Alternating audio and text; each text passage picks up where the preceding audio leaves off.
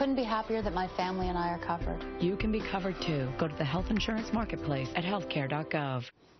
They're telling us something that to me is like old former Soviet Union propaganda. Doesn't it sound like it to you? The thing about it is, if it's so good and it's free and it's going to be so easy to get on the website, why do they have to advertise to get you to do it? Why are they going door to door trying to convince people that Obamacare is so great? I mean, if it's supposedly free and cheaper and it's going to be the best thing since sliced bread, why do we have to convince people to go buy it? I think they're deathly afraid that young, healthy people are going to look at this and say, this isn't any better than what I've got currently, and it may be more expensive than what I have currently. All right, I love what you're pushing here, and this is an constitutional amendment for Congress, and that is that the laws and burdens they place on we the people, that they must apply to them as well. What a great idea. Well, Martin Luther King wrote in the letter from a Birmingham jail, he said that a just law is a law that applies to everyone, has to be binding on everyone, and that if you exclude certain special interest groups from a law, that's the exact definition of an unjust law. So I think this is an amendment that really everybody ought to be able to agree to. There have been a lot of times in our history. Originally, congressional members were exempt from Social Security. That's not true now because people got mad about it.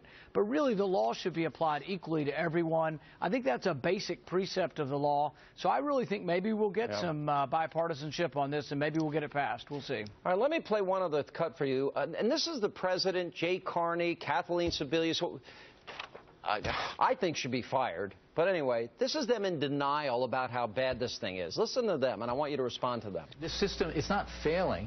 Hundreds of thousands of Americans are submitting their applications successily to get into the system and enroll in Obamacare. All this person has to do is fill in their name, and the computer's like, what are you doing to me? You know, why is it so hard? It's better today than it was yesterday, and it will keep getting better. And all told, more than 500,000 consumers across the country have successfully submitted applications through federal and state marketplaces. While the website will ultimately be the easiest way to buy insurance through the marketplace, it isn't the only way.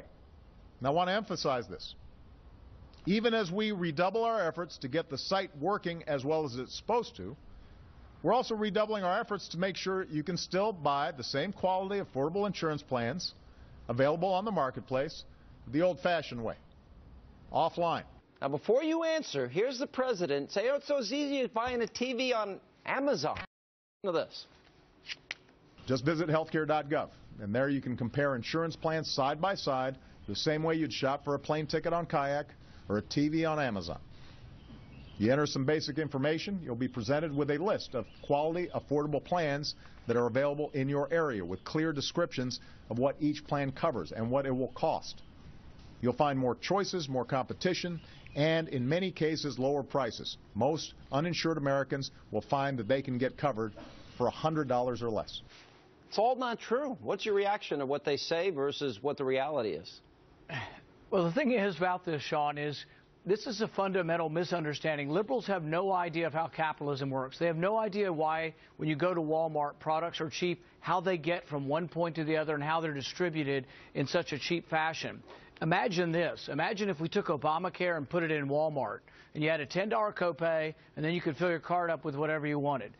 That's what would happen. I mean, it's a disaster, but they don't understand the intricacies of how the profit motive and how you, the efficiencies that go into distribution and trade, and how you can get something, you know, a T-shirt now for $9 because of global trade, efficiencies in the marketplace. The government can never duplicate that because the government is inherently inefficient.